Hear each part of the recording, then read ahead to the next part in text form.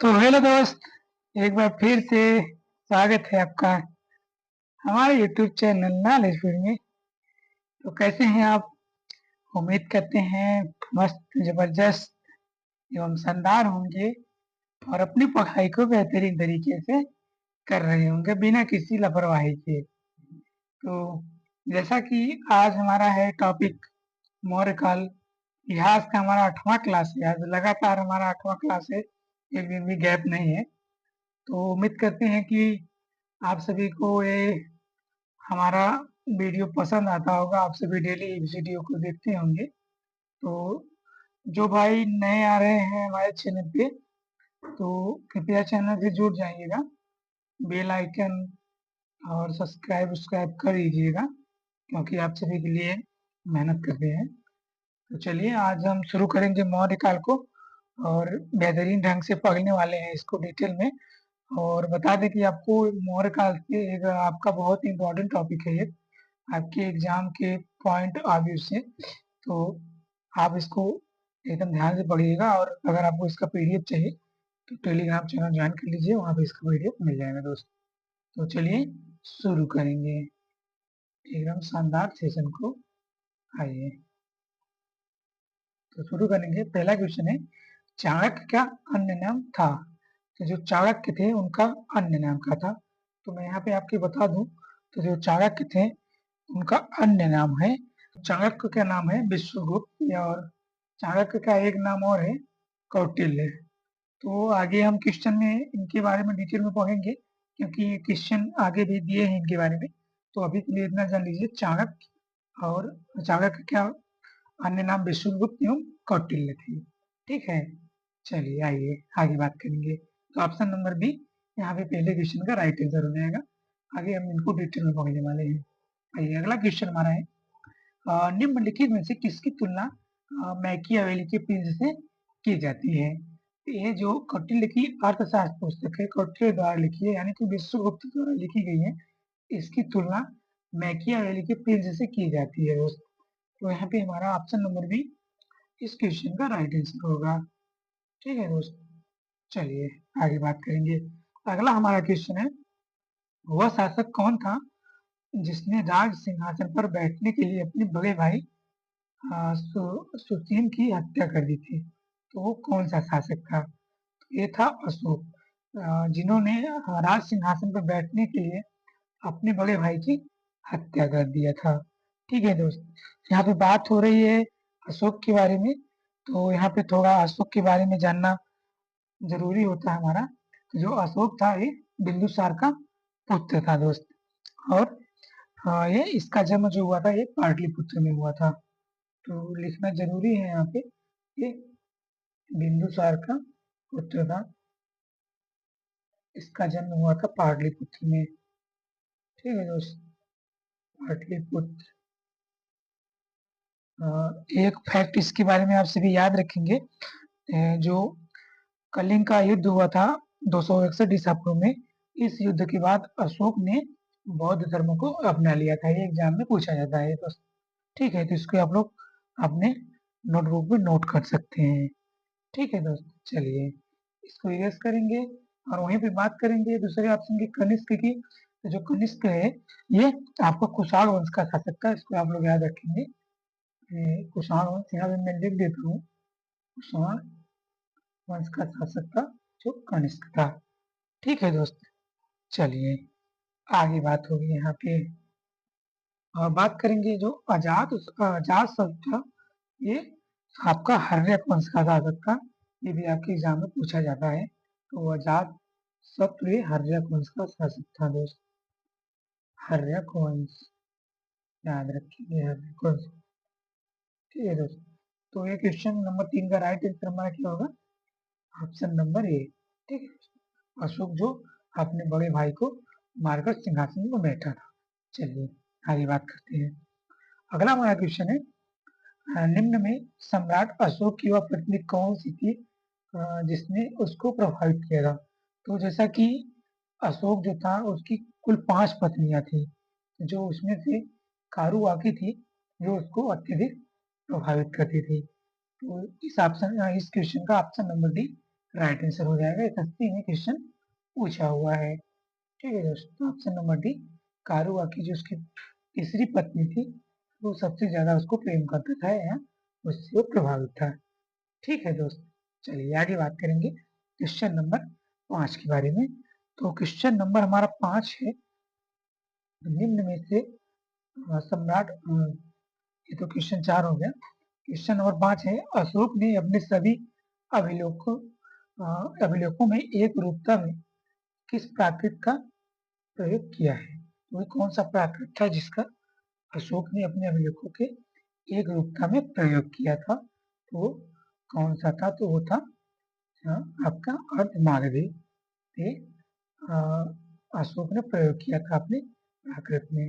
ठीक है दोस्त, तो ऑप्शन नंबर ए इस क्वेश्चन का राइट आंसर हो जाएगा, अर्धमागधी। ठीक है, चलिए आगे बात होगी यहाँ पे क्वेश्चन नंबर 6 के बारे में। तो क्वेश्चन नंबर 6 हमारा, बिंदुसार ने विद्रोहियों को कुचलने के लिए अशोक को कहाँ भेजा था? तो जो बिंदुसार था अशोक का पिता, विद्रोहियों को कुचलने के लिए अशोक को कहाँ भेजा था? तो ये भेजा था तक्षशिला में। तो ऑप्शन नंबर बी इस क्वेश्चन का राइट आंसर होगा, तक्षशिला दोस्त। ठीक है, ऑप्शन नंबर बी यहाँ पे इसका राइट आंसर होगा। आगे बात होगी यहाँ पे क्वेश्चन नंबर 7 की। एक शानदार क्वेश्चन है, निम्नलिखित में से वह कौन व्यक्ति है जिसका नाम दीवान पियादसी भी था? तो दीवान पियादसी के नाम से किसे जाना जाता था? तो ये अशोक को दीवान पियादसी के नाम से जाना जाता था दोस्त। तो ऑप्शन नंबर ए हमारे इस क्वेश्चन का राइट आंसर होगा, अशोक। चलिए आगे बात होगी यहाँ पे क्वेश्चन नंबर 8 की। एक शानदार क्वेश्चन है, एक ईमानदार क्वेश्चन है, निम्नलिखित में से प्राचीनतम राजवंश कौन सा है? तो जो प्राचीनतम राजवंश है वो कौन सा है आपसे पूछा जा रहा है। तो जो मौर्य वंश है ये सबसे प्राचीनतम राजवंश था। ठीक है, तो बात चली है अगर मौर्य वंश की, तो यहाँ पे मौर्य वंश के बारे में आपको जानना जरूरी है। यहाँ पे एक एक फैक्ट। तो पहले बात करते हैं जो मौर्य वंश का संस्थापक कौन था। तो मौर्य वंश का संस्थापक था चंद्रगुप्त मौर्य। ठीक है दोस्त, चंद्रगुप्त मौर्य, शॉर्ट में लिखेंगे आप लोग समझ जाएंगे, चंद्रगुप्त मौर्य जो कि मौर्य वंश का संस्थापक था। बात करेंगे वहीं पे अगर मौर्य वंश का शासनकाल कब से कब हुआ था, तो कब से कब था, तो 322 ईसा पूर्व से लेकर 322 ईसा पूर्व से लेकर आपका 185 ईसा पूर्व तक मौर्य वंश का शासनकाल था। ठीक है दोस्त, तो मौर्य वंश जो था ये प्राचीन भारत का एक शक्तिशाली और पहला अखिल भारतीय साम्राज्य था, मौर्य साम्राज्य। ठीक है दोस्त, और इसकी राजधानी कहाँ की बात होगी अगर इसकी राजधानी की, तो इसकी राजधानी थी पाटलिपुत्र, वर्तमान में जो पटना में पड़ता है। ठीक है दोस्त, चलिए आगे बात होगी यहाँ पे अगले क्वेश्चन की। तो अगले क्वेश्चन से पहले थोड़ा सा और जानेंगे इसके बारे में कि जो मौर्य वंश था ये नंद वंश को समाप्त करके इसकी स्थापना किया था चंद्रगुप्त मौर्य ने। ये भी एग्जाम में पूछा जाता है कि कौन से वंश को समाप्त करके मौर्य वंश की स्थापना की गई थी। ठीक है दोस्त, तो ये नंद वंश को समाप्त करके मौर्य वंश की आपका स्थापना किया गया था। चलिए आगे बात होगी यहाँ पे क्वेश्चन नंबर 9 के बारे में। तो क्वेश्चन नंबर जो 9 है, कौटिल्य यानी कि चाणक्य किसका प्रधानमंत्री है, इसके बारे में हम आपको बताए हैं। तो जो कौटिल्य चाणक्य था और जिसको विष्णुगुप्त भी कहते थे, ये किसका प्रधानमंत्री था? तो ये प्रधानमंत्री था आपका चंद्रगुप्त मौर्य का। क्वेश्चन नंबर 9 का option number B right answer होगा। ठीक है दोस्त, चलिए आगे बात होगी यहाँ पे क्वेश्चन नंबर 10 के बारे में। क्वेश्चन नंबर 10 हमारा है, कलिंग विजय के उपरांत अशोक महान ने निम्नलिखित में से किस धर्म को अंगीकृत कर लिया था? इसके बारे में पहले चर्चा कर लिए थे। तो जो कलिंग का युद्ध 261 ईसा पूर्व में हुआ था, तो इस युद्ध के बाद जो अशोक था, अशोक महान था, वो बौद्ध धर्म को अपना लिया था दोस्त। तो ऑप्शन नंबर बी इस क्वेश्चन का राइट आंसर होगा, बौद्ध धर्म। यहाँ पे अब बात होगी क्वेश्चन नंबर 11 की। एक शानदार एक लाजवाब क्वेश्चन है, चंद्रगुप्त के शासन विस्तार में किसने मुख्य रूप से मदद की है? जो चंद्रगुप्त का जो शासन का विस्तार हुआ था तो वो मुख्य रूप से मदद करने वाला व्यक्ति जो था, तो वो व्यक्ति था चाणक्य यानी कि विष्णुगुप्त, जिसे कौटिल्य भी कहते हैं। ठीक है दोस्तों, तो ऑप्शन नंबर सी हमारे इस क्वेश्चन का राइट आंसर हो जाएगा। चलिए आगे बात होगी क्वेश्चन नंबर 12 की। क्वेश्चन नंबर 12 है, रेलवे में पूछा गया क्वेश्चन है, सांची किस कला व मूर्ति कला का निरूपण करता है? वो कौन सा धर्म था आपसे पूछ रहा है कि जो सांची उस मूर्ति कला का निरूपण करता है, ये बौद्ध धर्म की करता है। ठीक है दोस्तों, ऑप्शन नंबर बी इस क्वेश्चन का राइट आंसर हो जाएगा। चलिए आगे बात होगी क्वेश्चन नंबर 13 की यहाँ पे। तो क्वेश्चन नंबर 13 हमारा है, प्राचीन भारत का वो प्रसिद्ध शासक जिसने अपने जीवन के अंतिम दिनों में जैन धर्म को अपनाया था, तो वो कौन सा भारत का प्राचीन शासक था जो अपने अंतिम समय में यानी कि जब वो मरने वाला था तो वो जैन धर्म को अपना लिया था? तो ये था चंद्रगुप्त मौर्य। तो ऑप्शन नंबर ए इस क्वेश्चन का राइट आंसर हो जाएगा। तो ये जब मरने वाला था तो ये आपका जैन धर्म अपना लिया था दोस्त। चलिए आगे बात करेंगे।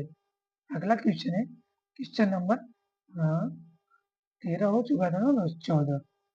क्वेश्चन नंबर 14 हमारा है, मौर्य साम्राज्य की स्थापना किसने की है? तो आप इस क्वेश्चन का जवाब कमेंट बॉक्स में देंगे क्योंकि इसके बारे में आपको हम पहले बता चुके हैं दोस्त। चलिए आगे बात होगी यहाँ पे। अगला हमारा क्वेश्चन है क्वेश्चन नंबर 15। तो मौर्य साम्राज्य में प्रचलित मुद्रा का क्या नाम था? जो मौर्य साम्राज्य में प्रचलित मुद्रा थी वो कौन सी मुद्रा थी? तो वो मुद्रा थी पर्ण मुद्रा। उसको आप लोग याद रखेंगे कि जो पर्ण मुद्रा थी वो मौर्य साम्राज्य में अत्यधिक प्रचलित मुद्रा थी। तो इसलिए ऑप्शन नंबर ए हमारे क्वेश्चन नंबर 15 का राइट आंसर होगा दोस्त। तो ऑप्शन नंबर ए यहाँ पे हमारा राइट आंसर होने वाला है। चलिए यहाँ पे बात होगी अगले क्वेश्चन की, क्वेश्चन नंबर आपके 16 की। क्वेश्चन नंबर 16 है, निम्नलिखित में से कौन मौर्य वंश का शासक नहीं है? तो आपसे पूछा जा रहा है कि जो मौर्य वंश का शासक नहीं है निम्न में से कौन है? 4 ऑप्शन दिए गए हैं, तो उसमें से आपसे पूछ रहा है कि मौर्य वंश का शासक कौन नहीं है। तो सबसे पहले मौर्य वंश का शासक, पहला शासक था चंद्रगुप्त मौर्य, उसके बाद बिंदुसार था, जो तीसरा शासक था वो अशोक था। ठीक है दोस्तों, ये तीनों आपके तो नहीं होंगे, लेकिन जो अजातशत्रु था ये मौर्य वंश का शासक नहीं था, यानी मौर्य वंश में शासक अजातशत्रु नहीं किया था। तो अजातशत्रु हमारा क्वेश्चन नंबर 16 का राइट आंसर हो जाएगा दोस्त। चलिए आगे बात करेंगे क्वेश्चन नंबर 17 की। तो क्वेश्चन नंबर 17 हमारा है, निम्न में से अशोक का उत्तराधिकारी कौन था? तो अशोक का उत्तराधिकारी आपसे पूछ रहा है क्वेश्चन नंबर 17 में। अशोक का उत्तराधिकारी था कुणाल। कुणाल था वो अशोक का उत्तराधिकारी हुआ करता था। तो इसलिए ऑप्शन नंबर ए हमारे इस क्वेश्चन का राइट आंसर होगा। चलिए आगे बात करेंगे, मुद्रा राक्षस का लेखक में से कौन है? एक है जो मुद्रा राक्षस लिखी गई है, ये किसके द्वारा लिखी गई है? तो ये लिखी गई है विशाखा दत्त के द्वारा। ठीक है दोस्तों, ऑप्शन नंबर बी इस क्वेश्चन का राइट आंसर हो जाएगा। अब बात करेंगे वहीं पे कालिदास के बारे में। तो कालिदास की आप कुछ प्रमुख पुस्तकों के बारे में जान लेंगे यहाँ पे। जो अभिज्ञान शाकुंतलम है और कुमार संभोग एवं रघुवंशम है, तो ये सभी कालिदास के द्वारा लिखी गई है। यहाँ पे मैं आपको छोटे अक्षरों में लिखूंगा, कुमार संभोग, कुमार संभोग और अभिज्ञान शाकुंतलम, अभिज्ञान शाकुंतलम, शाकुंतलम दोस्त। ठीक है, और एक है आपका रघुवंशम। ठीक है, ये आपके कालिदास के लिखे हुए पुस्तक है, तो इसको आप लोग याद रखेंगे, एग्जाम में पूछे जाते हैं। ठीक है दोस्त, चलिए आगे बात होगी यहाँ पे क्वेश्चन नंबर, अगला कौन सा है हमारा? क्वेश्चन नंबर 20 है। ठीक है दोस्त, क्वेश्चन नंबर हमारा 20 है कि, तो पहले दोस्तों क्वेश्चन नंबर 20 पे नहीं जाएंगे, पहले आप से एक रिक्वेस्ट करेंगे कि आप अगर हमारी वीडियो यहाँ तक देखते हैं तो कृपया वीडियो को लाइक कर दिया करें और चैनल को सब्सक्राइब कर दिया करें। ठीक है दोस्त, क्योंकि मैं ऐसी वीडियो आप सभी के लिए रोज अपलोड करता रहता हूँ। और मैं आपको ये भी बता दूं कि अगर आप हमारा डेली वीडियो देखेंगे तो आपको एग्जाम में फायदा होने वाला है, आप किसी भी एग्जाम की तैयारी कर रहे हैं। ठीक है दोस्त, क्योंकि जो एग्जामिनर है इसी पुस्तक से आपके क्वेश्चन बनाता है, ऐसे समझ लीजिए। ठीक है दोस्त, चलिए आगे बात होगी यहाँ पे क्वेश्चन नंबर 20 की। तो जो मालवा, गुजरात एवं महाराष्ट्र किस शासक ने पहली बार जीता? तो जो मालवा, गुजरात और महाराष्ट्र था, इसको पहली बार किस शासक के द्वारा जीता गया था? तो इसको पहली बार चंद्रगुप्त मौर्य के द्वारा जीता गया था। ठीक है दोस्तों, मालवा, गुजरात और महाराष्ट्र, तो इसे पहली बार चंद्रगुप्त ने जीत लिया था। तो ऑप्शन नंबर डी हमारे इस क्वेश्चन का राइट आंसर होगा। चलिए बात होगी यहाँ पे क्वेश्चन नंबर 21 की। क्वेश्चन नंबर 21 हमारा है, इसने सहिष्णुता, उदारता और करुणा की त्रिविध आधार पर राजवंश की स्थापना की। तो ये कौन सा था, कौन शासक था जो सहिष्णुता, उदारता और करुणा के त्रिविध आधार पर राजवंश की स्थापना किया था? तो वो था अशोक। ठीक है दोस्त, तो ऑप्शन नंबर ए हमारे इस क्वेश्चन का राइट आंसर हो जाएगा। चलिए आगे बात होगी यहाँ पे। अगला हमारा क्वेश्चन है, निम्नलिखित में से किस शहर में अशोक के शिलालेख नहीं है? तो अशोक के शिलालेख किस शहर में नहीं है, आपसे पूछा जा रहा है। तो अशोक के शिलालेख गिरनार में भी है, कंधार में भी अशोक के शिलालेख स्थित हैं, और जो टोपरा है यहाँ भी अशोक के शिलालेख स्थित है। लेकिन जो पाटलिपुत्र है जहाँ इसका जन्म हुआ था, यहाँ पे इसका शिलालेख नहीं है, कोई शिलालेख नहीं है। तो इसलिए ऑप्शन नंबर डी हमारा इस क्वेश्चन का राइट आंसर होगा दोस्त। चलिए आगे बात करेंगे क्वेश्चन नंबर 23 की। तो अर्थशास्त्र का लेखक समकालीन था। तो अर्थशास्त्र किसने लिखा है इसके बारे में हम चर्चा कर चुके हैं। तो ये जो लेखक था ये किसके समकालीन था?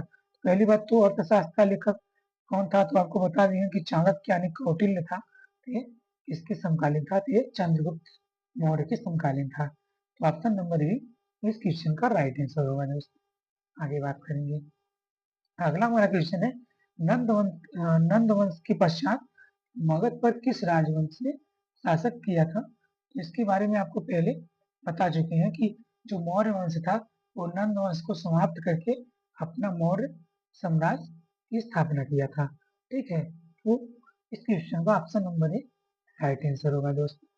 चलिए आगे बात करेंगे। अगला हमारा क्वेश्चन है क्वेश्चन नंबर 25, मौर्य काल में शिक्षा का सर्वाधिक प्रसिद्ध केंद्र था। तो जो मौर्य काल थी हमारी, उसमें सर्वाधिक शिक्षा केंद्र कौन था जो सर्वाधिक प्रसिद्ध था? आपसे पूछा जा रहा है क्वेश्चन नंबर 25 में। जो तक्षशिला विश्वविद्यालय थी वो उस समय मौर्य काल में सर्वाधिक प्रसिद्ध विश्वविद्यालय थी दोस्त। तो ऑप्शन नंबर सी हमारे इस क्वेश्चन का राइट आंसर होने वाला है। चलिए आगे बात करेंगे। मेगास्थनीज की पुस्तक का नाम क्या था? तो जो मेगास्थनीज था इसकी पुस्तक का क्या नाम था? तो जो मेगास्थनीज था इसकी पुस्तक का नाम था इंडिका। ठीक है दोस्त, तो ऑप्शन नंबर डी इस क्वेश्चन का राइट आंसर हो जाएगा दोस्तों। तो दोस्त जो मेगास्थनीज था ये 305 ईसा पूर्व में आपका आया था भारत में। जो यूनानी राजा था उसका आपका ये राजदूत बन के आया था। यूनानी राजा कौन था? सेल्यूकस निकेटर जो था उसका राजदूत बनकर आया था 305 ईसा पूर्व में। ठीक है दोस्त, चलिए आगे बात करेंगे क्वेश्चन नंबर अगले के बारे में। तो क्वेश्चन नंबर हमारा है 27 नंबर, जिसके ग्रंथ में चंद्रगुप्त मौर्य का विशिष्ट रूप से वर्णन हुआ है वह है। तो वह कौन सा ग्रंथ था जिसमें चंद्रगुप्त मौर्य का विशिष्ट रूप से वर्णन किया गया है? तो ये कौन था और किसके द्वारा लिखा गया था? क्वेश्चन नंबर बात हो रही है 27 की। तो ये जो विशाखा दत्त है इनके ग्रंथ में चंद्रगुप्त मौर्य का वर्णन किया गया है। विशाखा दत्त की पुस्तक के बारे में आपको हम बता चुके हैं। ठीक है दोस्त, चलिए आगे बात होगी। अगला क्वेश्चन है, वह स्रोत जिसमें पाटलिपुत्र के प्रशासन का वर्णन उपलब्ध है। तो वो कौन सा स्रोत है जिसमें पाटलिपुत्र वर्तमान में जो पटना है इसकी प्रशासन का वर्णन किया गया है दोस्त? तो ये कौन सी पुस्तक है? ये है इंडिका पुस्तक। इसमें इसका वर्णन किया गया है। ऑप्शन नंबर डी इस क्वेश्चन का राइट आंसर हो जाएगा। चलिए बात होगी यहाँ पे क्वेश्चन नंबर 29 के बारे में। क्वेश्चन नंबर 29 है, निम्नलिखित में से किस मौर्य राजा ने दक्कन की विजय प्राप्त की थी? तो दक्कन की विजय प्राप्त करने वाला कौन सा राजा था? तो ये था चंद्रगुप्त मौर्य, जिन्होंने दक्कन पर अपना विजय का परचम लहराया था। ऑप्शन नंबर बी इस क्वेश्चन का भी राइट आंसर हो जाए। तो यहाँ पे हम बात करेंगे क्वेश्चन नंबर 31 के बारे में। तो क्वेश्चन नंबर 31 है एक शानदार क्वेश्चन, मेगास्थनीज ने भारतीय समाज को कितने श्रेणियों में विभाजित किया था? तो बात हो रही है मेगास्थनीज के बारे में। तो ये भारतीय समाज को कितने श्रेणियों में विभाजित कर दिया था? तो ये आपका 7 श्रेणियों में भारतीय समाज को विभाजित कर दिया था मेगास्थनीज ने। ठीक है दोस्तों, ऑप्शन नंबर डी हमारे इस क्वेश्चन का राइट आंसर होने वाला है। आगे बात करेंगे कौटिल्य के अर्थशास्त्र में किस पहलू पर प्रकाश डाला जाता है? तो कौटिल्य का जो अर्थशास्त्र लिखा है कौटिल्य ने, तो इस पर किस पहलू पर प्रकाश डाला जाता है? ये राजनीतिक नीतियों पर प्रकाश डाला जाता है दोस्त। तो ऑप्शन नंबर बी इस क्वेश्चन का राइट आंसर हो जाएगा। ठीक है, आपसे ये क्वेश्चन इस प्रकार से और पूछ सकता है कि जो कौटिल्य का अर्थशास्त्र है ये किससे संबंधित है? ये राजनीतिक से संबंधित है। ठीक है दोस्त, चलिए आगे बात करेंगे। अगला हमारा क्वेश्चन है क्वेश्चन नंबर 33, निम्न में से कौन सा क्षेत्र अशोक के साम्राज्य में सम्मिलित नहीं था? जो अशोक का साम्राज्य था उसमें आपके 4 ऑप्शन दिए हैं, इसमें से कौन सा सम्मिलित नहीं था? तो ये अफगानिस्तान था, ये अशोक के साम्राज्य में सम्मिलित था, और बिहार भी सम्मिलित था, और जो कलिंग है ये भी तो सम्मिलित ही था, क्योंकि आप जानते हैं कलिंग के युद्ध के बारे में। लेकिन जो श्रीलंका है ये अशोक के साम्राज्य में सम्मिलित नहीं था दोस्त। तो आपका राइट आंसर क्या हो जाएगा? Option number C, Sri Lanka. ठीक है दोस्तों, ये जो कि अशोक के साम्राज्य में शामिल नहीं था। ठीक है दोस्तों, चलिए आगे बात करते हैं। पाटलिपुत्र को किस शासक ने सर्वप्रथम अपनी राजधानी बनाई? तो पाटलिपुत्र की बात हो रही है यहाँ पे। तो पाटलिपुत्र को सर्वप्रथम वो कौन सा राजा था जिसने अपनी राजधानी बनाई थी? तो ये जो चंद्रगुप्त मौर्य था, ये सर्वप्रथम पाटलिपुत्र को अपनी राजधानी बनाया था दोस्त। तो option number A will be the right answer on the question number 34। ठीक है दोस्त, चलिए आगे बात होगी यहाँ पे क्वेश्चन नंबर 35 की। तो पाटलिपुत्र में स्थित चंद्रगुप्त का महल मुख्यतः बना था। जो पाटलिपुत्र में स्थित है चंद्रगुप्त मौर्य का महल, वो किससे बनाया गया था? ईंटों से बनाया गया था क्या? पत्थर से बनाया गया था? लकड़ी से बनाया गया था क्या? मिट्टी से बनाया गया था? तो बताएंगे आप सभी कि इसका राइट आंसर क्या होगा। चलिए आप लोग नहीं बताएंगे तो हम आपको बताएंगे। जो इसका आपका पाटलिपुत्र में स्थित महल था वो लकड़ी से बनाया गया था दोस्त। तो आप लोग याद रखेंगे ऑप्शन नंबर सी इस क्वेश्चन का राइट आंसर हो जाएगा। ठीक है दोस्त, तो आप देख सकते हैं हाँ ये क्वेश्चन किसी न किसी एग्जाम में मल्टी टाइप बार पूछा गया है दोस्त, समझ रहे हैं? तो इसीलिए आपके लिए सारे के सारे क्वेश्चन मोस्ट इम्पोर्टेंट बनते हैं। चलिए आगे बात होगी यहाँ पे क्वेश्चन नंबर 35 के बारे में। 35 शायद हो गया है, क्वेश्चन नंबर 36 के बारे में होंगी। क्वेश्चन नंबर 36 है आपका बराबर की गुफाओं का उपयोग किसने आश्रय गृह के रूप में किया था? ये कौन करने वाला था? तो ये था आपका आजीव ने किया था इसका उपयोग। ठीक है दोस्तों, तो ऑप्शन नंबर ए इस क्वेश्चन का राइट आंसर हो जाएगा। ठीक है, चलिए थोड़ा सा इसे जूम करेंगे हम, क्योंकि यहाँ पे लग नहीं रहा है ठीक से। चलिए अगला क्वेश्चन है, किस अभिलेख में यह साबित होता है कि चंद्रगुप्त का प्रभाव पश्चिम भारत तक फैला हुआ था? तो जो चंद्रगुप्त थे इनका प्रभाव पश्चिम तक फैला हुआ था, तो ये किस अभिलेख से यह साबित होता है या किस अभिलेख से पता चलता है इसका? ये जो रुद्र दमन का जूनागढ़ का अभिलेख था, ये इससे पता चल रहा है कि चंद्रगुप्त का प्रभाव पश्चिम भारत तक फैला हुआ था दोस्तों। Option number C will be the right answer. चलिए आगे बात करेंगे।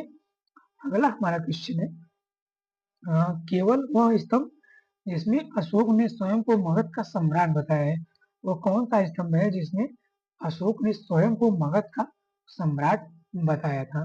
तो ये था आपका भाब्रू स्तंभ।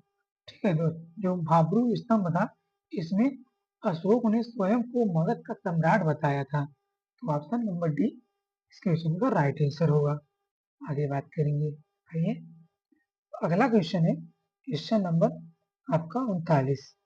क्वेश्चन नंबर 39 है, सूची एक को सूची दो से सुमेलित करना है। एक तरफ आपका दिया है सूची एक और एक तरफ दिया है आपका सूची दो, आपको मिलाना है। ठीक है दोस्त, तो आइए इसको देखते हैं। तो जो चंद्रगुप्त है ये अ, इसका उपनाम क्या था? तो इसका नाम था सेंड्रोकोटस। यहाँ से ये आपका दूसरे में मिल जाएगा चंद्र सेंड्रोकोटस। ठीक है दोस्त, और बिंदुसार, तो बिंदुसार जो था इसको कहते थे अमित घात। ठीक है, और जो अशोक है इसको प्रियदर्शी कहते थे। ठीक है, जो चाणक्य है वो विश्वगुप्त कहते थे। ठीक है दोस्त, तो इसलिए यहाँ पे हमारा पहले का दूसरा किसमें है? इसमें है। दूसरे का तीसरा इसमें है और तीसरे का पहला इसमें है। तो ऑप्शन नंबर सी इसका राइट आंसर हो जाएगा दोस्त। ठीक है, चलिए आगे बात होगी यहाँ पे। अगला हमारा क्वेश्चन है क्वेश्चन नंबर 40। प्रथम भारतीय साम्राज्य स्थापित किया गया था। तो जो प्रथम भारतीय साम्राज्य था ये कहाँ पे स्थापित किया गया था, मतलब किसके द्वारा स्थापित किया गया था? तो ये किया गया था चंद्रगुप्त मौर्य के द्वारा प्रथम भारतीय साम्राज्य स्थापित किया गया था। तो आपका नंबर सी इस क्वेश्चन का राइट आंसर होगा दोस्त। ठीक है, चलिए आगे बात होगी यहाँ पे क्वेश्चन नंबर आपका 41। क्वेश्चन नंबर 41 है, उत्तरांचल में अशोक का एक शिलालेख स्थित है, वो कौन सा है? तो उत्तरांचल में स्थित अशोक के शिलालेख के बारे में यहाँ पे बात हो रही है। जो कालसी शिलालेख है ये उत्तरांचल में स्थित है। ठीक है, तो ऑप्शन नंबर बी इस क्वेश्चन का राइट आंसर होगा। चलिए आगे बात होगी यहाँ पे क्वेश्चन नंबर 42 के बारे में। तो सांची का स्तूप किसने बनवाया था? तो सांची का स्तूप किसने बनवाया था? तो ये अशोक के द्वारा सांची का स्तूप बनवाया गया था। ठीक है दोस्त, ऑप्शन नंबर ए इस क्वेश्चन का राइट आंसर हो जाएगा।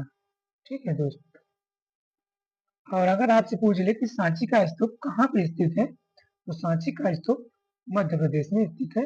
पूछ लिया जाता है एग्जाम में दोस्त, इसको आप लोग याद रखेंगे कि सांची का स्तूप आपका मध्य प्रदेश में स्थित है। चलिए तो बात करेंगे यहाँ पे क्वेश्चन नंबर 43 की। आप देख सकते हैं ये क्वेश्चन कितनी परीक्षाओं में पूछा गया है। तो क्वेश्चन नंबर 43 हमारा है, अशोक के शिलालेखों को पढ़ने वाला प्रथम अंग्रेज कौन था दोस्त? एक शानदार क्वेश्चन है, अशोक के शिलालेख को पढ़ने वाला कौन सा अंग्रेज था पहली बार जो पढ़ा था? जो जेम्स जेम्स प्रिंसेस था, ये पहली बार अशोक के शिलालेखों को पढ़ने वाला अंग्रेज था।